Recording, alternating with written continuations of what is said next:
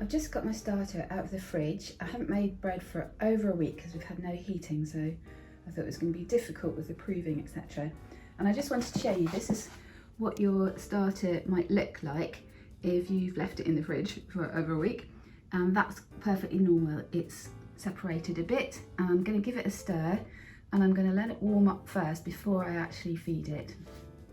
I've put it in a nice clean jar now as well, but as you can see, that's looking a lot better and nice and smooth again. All that separation has mixed together, incorporated again, and it smells lovely. It smells exactly as it should. So I'm just going to let that warm up to room temperature before I add any flour to feed it.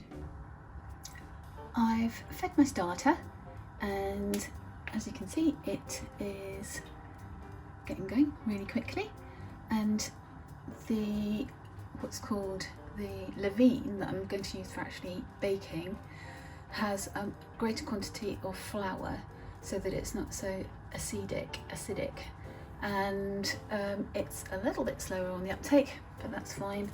It was at half a litre and now it's up to 300 millilitres, so that's okay. They both need to double really. Well, I'm not so bothered about the main starter that I'm just keeping alive, although I might use some of it for focaccia or a pizza later. It's now 4 o'clock and this is how things are progressing. My starter is well over doubled, and this levain that I'm going to make the bread with has just got a little bit further to go up to 1 litre, and I better get the autolyse started. The next stage after getting the starter going and the levain is to get the autolyse started. So that's simply mixing the flour and some water together. So it needs to be filtered water or water from the tap that's been left overnight. So I've got some in a jug over there, and I've weighed out 300 grams of Canadian very strong white bread flour from Waitrose. It's a really good bread flour, and I know you can mix your own from different flours and seeds, but this Waitrose seeded malted bread flour with sunflower, is that what it says? Pumpkin and millet seeds. I'm trying to read through the screen. Is so tasty when it's baked, so I'm using that, and I've weighed out 300 grams. So I'm just going to put that in a bowl, and then I'm going to add some water and mix that together. So the reason for this, I need to mix it a little bit more, and I'm just doing it by feel, is to get the development of the gluten started prior to adding the yeast. Well, it's natural yeast, the levain. So that's all incorporated quite nicely now, and I just did the last bit by hand, and it allows you to get a good feel for how it's holding together, and there are no lumps and uneven bits.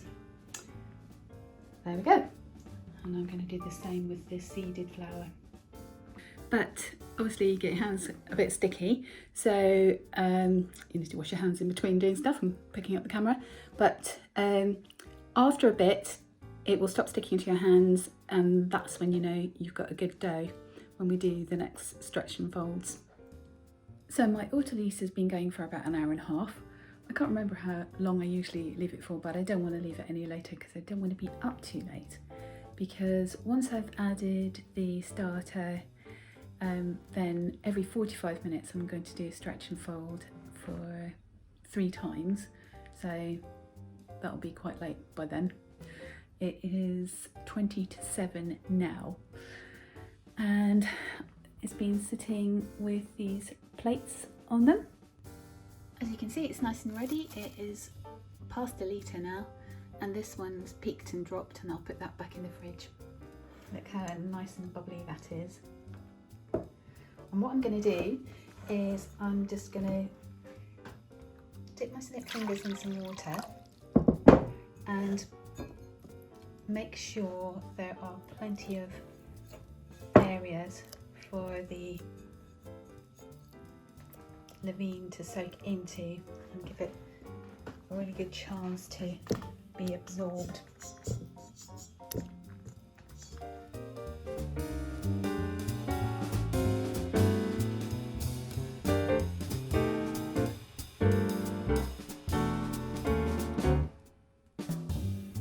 Look how sticky that is.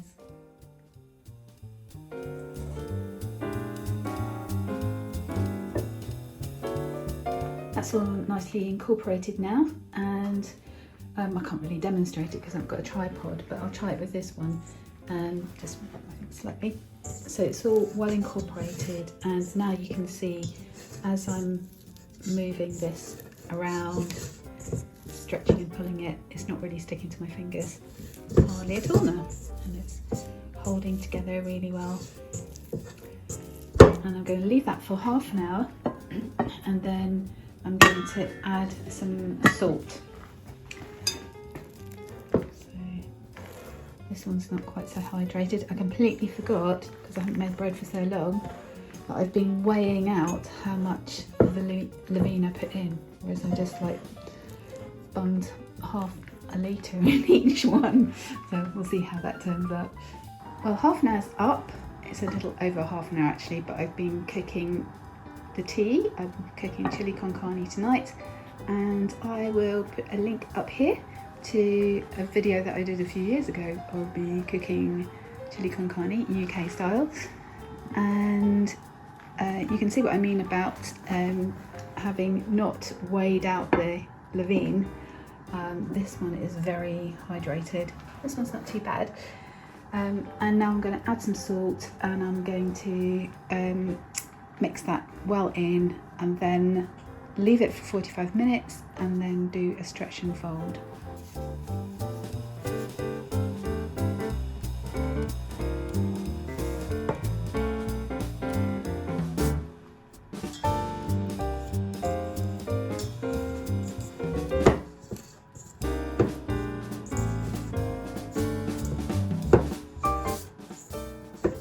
You can see how well it's holding together though, and I can actually pick this whole bunch of dough up and it all holds together. It's looking really good.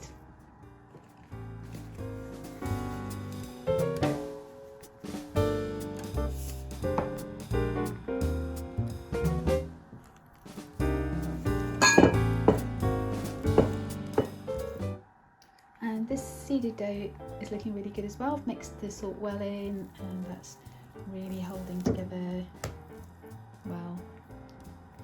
And I'll leave that for 45 minutes and then stretch and fold.